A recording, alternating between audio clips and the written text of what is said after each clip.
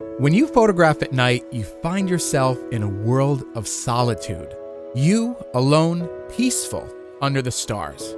It's the world you get used to. You seek it out. You find the zen that comes with it.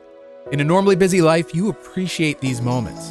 Time seems to slow down. Creativity takes over, and maybe just for a moment, you rediscover that sense of awe you've missed for so long when you make the effort to do something as simple as looking up at the moon.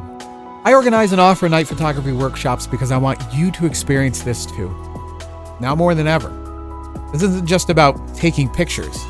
It's about the opportunities to make new friends and to see old ones, to watch the moon illuminate your favorite harbor, to realize the perfect shot might be in the middle of the road, in the rain, to hang out with a lighthouse under the great expanse of the Milky Way, to have the opportunity to take a few hours out of your entire year to look up and see the rest of the universe, embrace this kind of darkness, and capture the beauty that it offers over Cape Cod, one of the best places on Earth. And that is why I do this.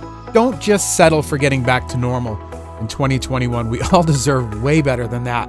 Give yourself something more to look forward to. Join me for a night photography workshop, a guided night tour here on the Cape.